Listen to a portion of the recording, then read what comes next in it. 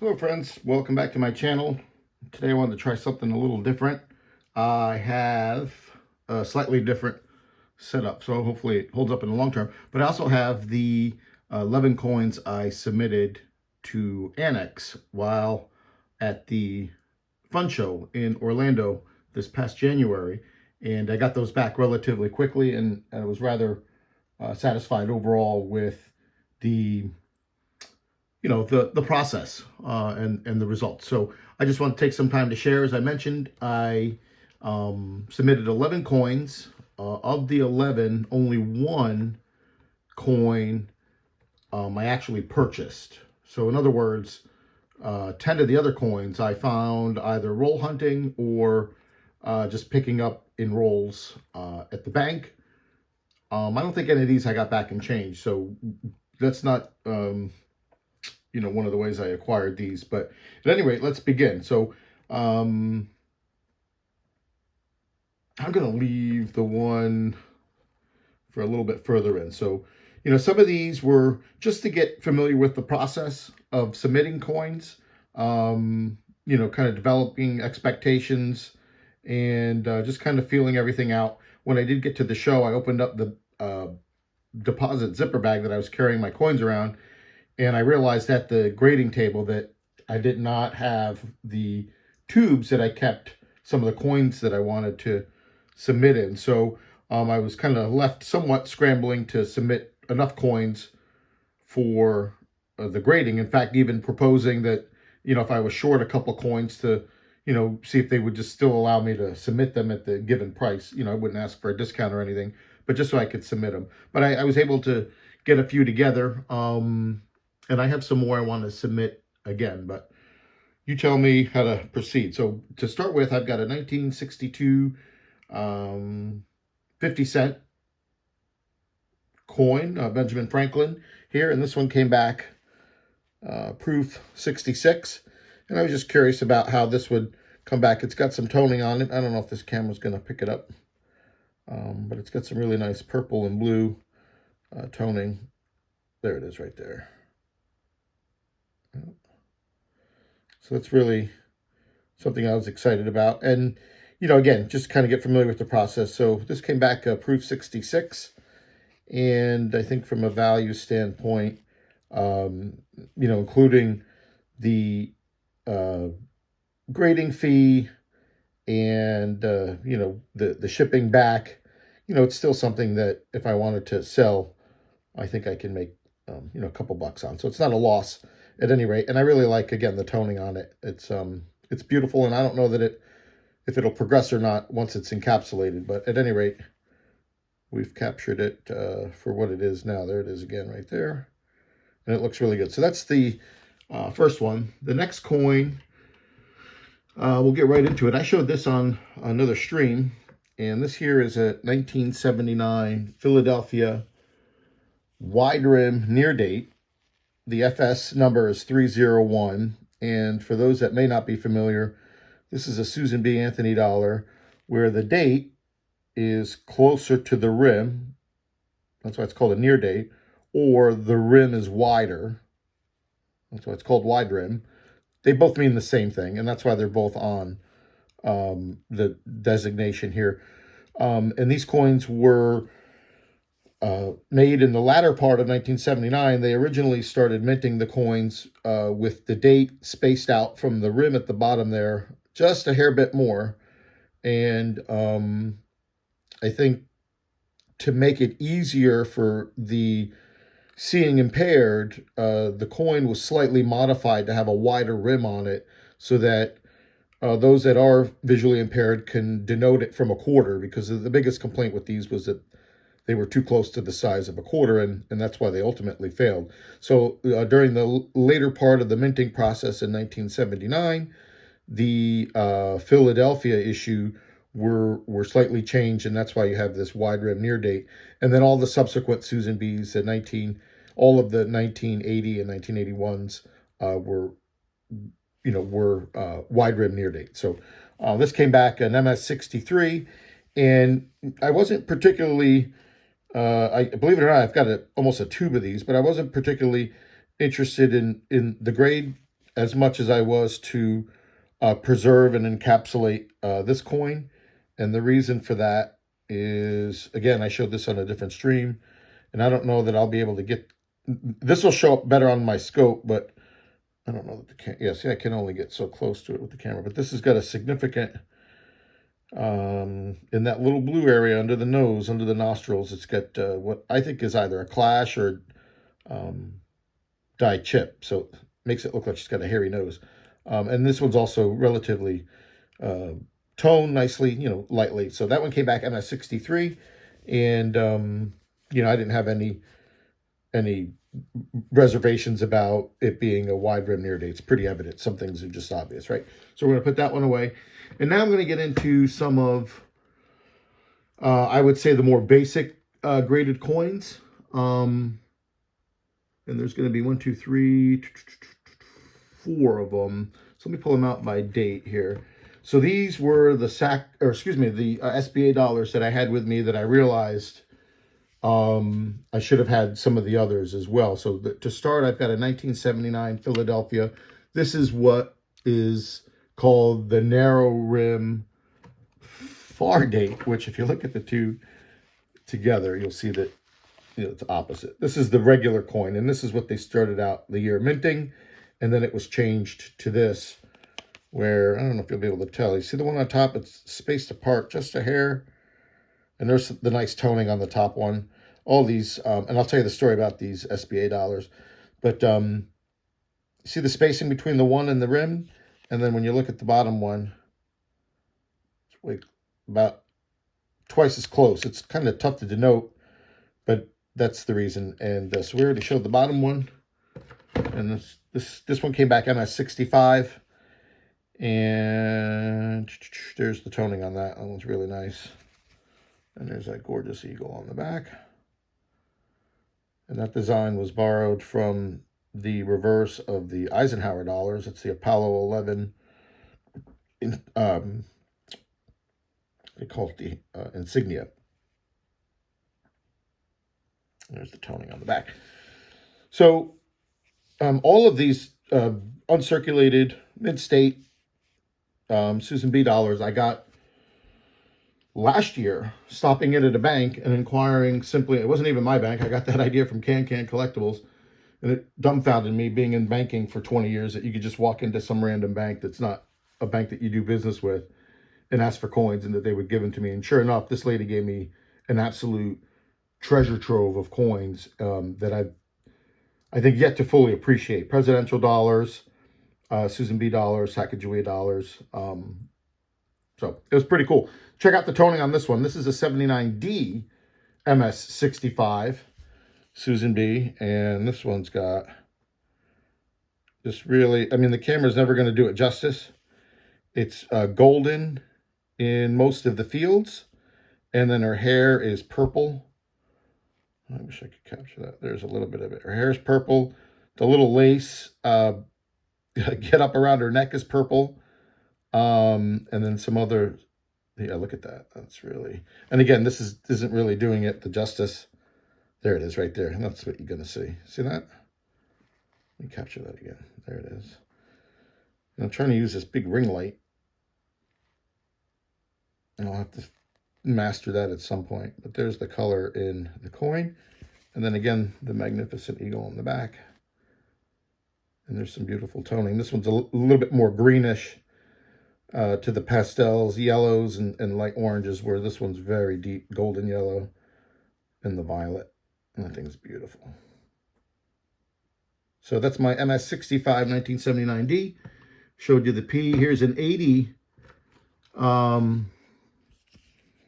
P. Now, I found that in grading these, unless you get up into the MS67 and in one or two rare cases, MS68, that's where you're going to get into the money with some of these.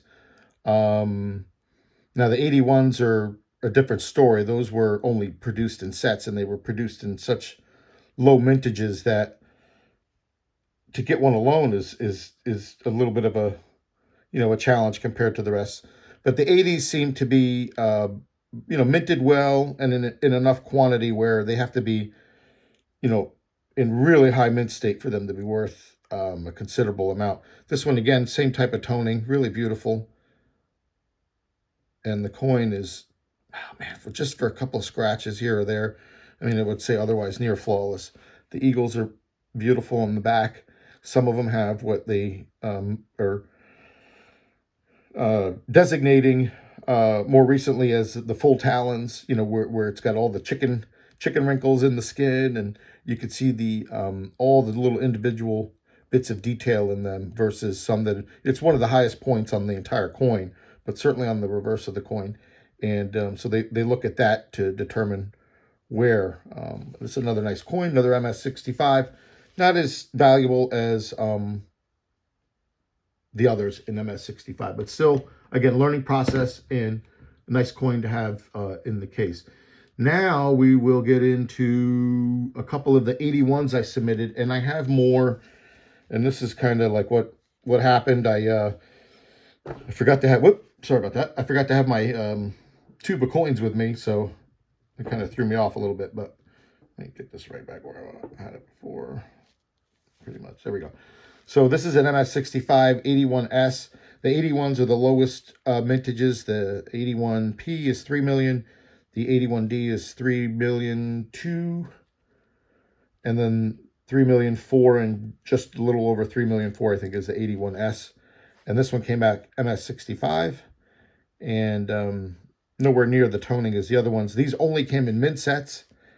And when I went into the bank, the lady gave me nearly a full roll of the mixed PD and S for this year, and they were just really beautiful. I mean, if I can get an MS67 in any one of these, it's the coin that's going to be worth a couple of $1,000s, which is fantastic for a dollar face. And then there's the beautiful eagle on the back. Okay, so MS65 81S, we're going to tuck that in there. And here's an 81S that came back in a better grade, MS66. This thing's worth high 300s. So this is a very exciting grade. This is my first experience in having coins graded, so I'm not sure what to expect as far as the plastic goes.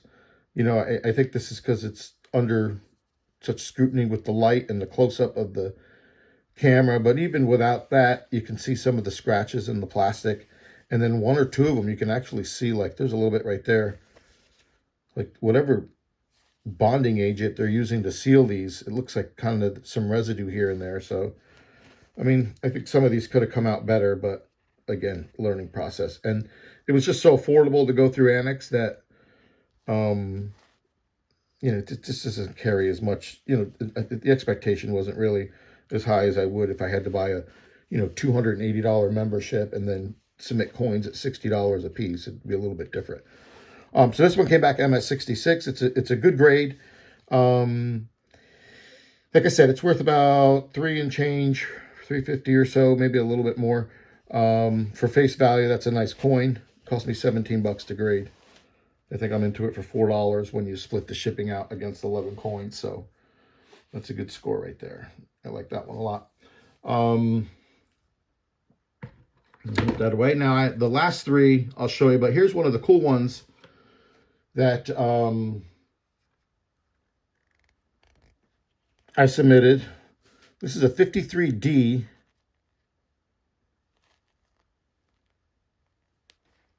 Franklin $50 that I cherry picked. You can see some of the toning in that. There it is.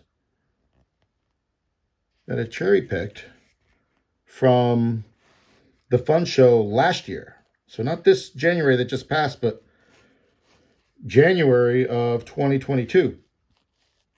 And I was with my buddy Can, and we were rummaging through a bin, and I found this, and I picked it out.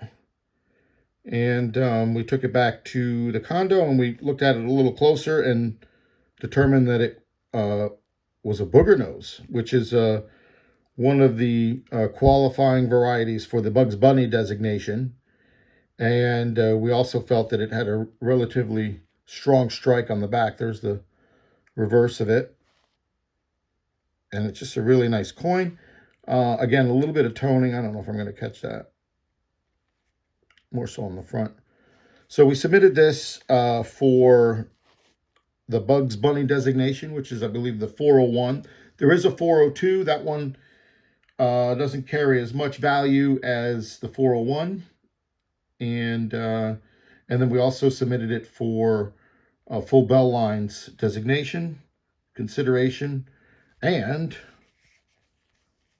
we got back the 53D Bugs Bunny FS 401 with the full bell lines. So this is a very exciting coin to get back. There's some of the toning. I don't know if you can see it. It's a really nice kind of circular rainbow starting from the outer edge and coming in. Cherry picked it for 16 bucks out of the bin and submitted it again. The 17 bucks, 4 for the shipping once you break it down. And this is a PC, going by the FS 401 designation according to PCGS. The book is $250 on it. They sell for less. But golly, I gotta tell you, I mean, Anacs, it seems to be relatively conservative. I could be missing something here. There is a mark, and again, the camera's not going to pick it up. It's right there, right at the tip of my thumb, my left thumb. See it moving? And then right at the tip there, which is the edge of another coin. It kind of banged it up right there, and there's just a little bit on the cheek. But this came back 62. I thought it would be a 64. What do I know? I mean, there it is again, right there. I just thought this one would be nicer. But it's still a great coin. I mean, honest to goodness, for cherry pick. And look at that. That's just, again, a beautiful strike on the reverse.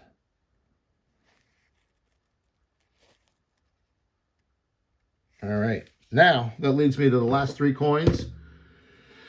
They are some of my more prized finds from roll hunting. I like to roll hunt dollar boxes when I can get them. A little harder to do nowadays, but nonetheless, I still enjoy doing it. And golly, probably in the past year and a half of doing so, and probably searching 25 boxes, which is the equivalent of 25,000 coins, $1 coins. I found 4 Wounded Eagles. I sold 1 raw, and I held the other 3 for quite a long time and thought to submit them. So when I did submit them, the guy at the Anacs table, he was great, by the way. And look at the toning on this thing. He was great, by the way. And when I submitted 3 of them, he goes, "These are all Wounded Eagles," as if, almost kind of like I didn't know what I was doing, or like I was trying to stab in the dark. But like I said, these are my more prized finds. One day we'll have to show these under the scope, but these are all Wounded Eagles. And these all came from roll hunting. And they're all beautiful. So the first one, let me make sure I got the right one here. Nope. All right, the first one, here it is here. And you can see some of the glue and stuff on these capsules and the scratches on them. I mean, again, I don't know what to expect, but it is what it is. That's what I got. So there's the first one. And this one came back MS62. So it's pretty exciting. I expected this one. This is the lowest of the 3 grades. I'll give you that much of a hint now. And there it is, Sacagawea FS901. Anacs refers to it as die gouges, but it's commonly known as the Wounded Eagle. And, excuse me, in MS62 grade, I don't know, it's probably worth about, I'd have to double check. I can't remember. Probably close to 200 bucks, something like that. And they go for less. So, if the guideline is X, then the retail on them seems to be Y, right? X or X minus. So, but at any rate, it's still a nice coin. And again, to have it encapsulated and authenticated is certainly worth it. So that's the MS62. I submitted 3. Here's the next one. This one came back MS65. And this one also has, more so on the back, a nice toning. I don't know if I'll capture it. There it is right there. Check that out. Look at the blue on the edge coming in. Yeah. Beautiful. Fly, birdie, fly. I love them Eagles. Check those out. So at any rate, this is the MS65. This one carries a little bit more of a premium. PCGS for the FS designation, the 901. I believe, is right around 500, and they go for upper 300s, like 350 or so, 375. So that's a pretty cool one. And again, for a dollar face, I'll take it. I'm into it for 17 bucks grading, $4 shipping. So that's that. And then this is the last one. See, we catch her at the back there. Here's the toning on this one. Not as dramatic. This one came back.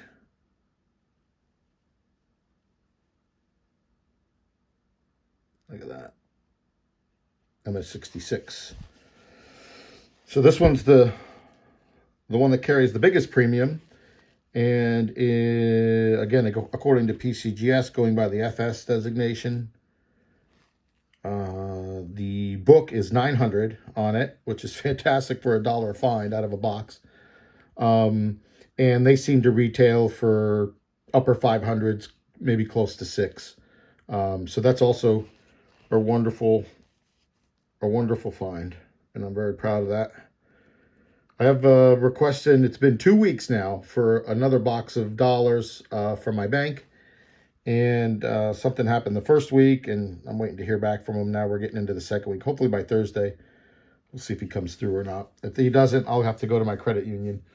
But these two coins right here, if this one came back in MS67, and I have one or two more that are close to submit, but if this came back in an MS67, it's we're talking a coin that's worth, I mean, the book on it's like 2,000, and I think they sell for about $1,000, $1,100. That would be great. And then just in October of this past year, an MS67 Plus sold for $21,000. So these things, I know people don't like them, but boy, if you get your hands on a high mint state one of these, it's worth submitting. So yeah, that's the close call on that one. And then this here, same thing. If we get into the MS67 territory, and I'll be lucky to say that I got a 66 out of circulation, right? This came out of just roll hunting. Same with this 65. Beautiful. In MS67, again, probably $2,000 coin or more, at least book on it. So for $1, that's pretty cool. So those were my Anacs submissions. I'm really excited to get those back. They had a great program. They run similar programs month to month, but the one that I took advantage of was at the show. I knew some of those coins, or at least I realistically hoped that some of those coins would come back at a value of more than 300. And as a result, I wasn't able to take advantage of their 10 coin minimum for 129 because of the valuation. So their next step up was 10 coin minimum for 179 with a maximum coin value of 2,100 plus 15-day guaranteed turnaround, even with the variety designations, versus I think it was 60 to 90 days on the other deal. So I think it was worth the money, especially for first-time submission, to get them back. And Anacs was great. I mean, before I even got them back in the mail, I had an email with all the grades listed. So, it was even more exciting to anticipate the coins, knowing, what I had coming. So thanks for joining me. I hope we didn't go on too long. We'll do it again when I get some more submitted. I've got a 52 proof Benji that I found roll hunting. That's probably a $200 coin if it grades anywhere in the low mint state, which I expect it to. And then a couple more Susan B's, and then some potential error pennies. So stay tuned for that. Ultimately, we'll be bringing that to you. But until next time, share something with someone. And thanks so much for joining me. We'll see you all soon.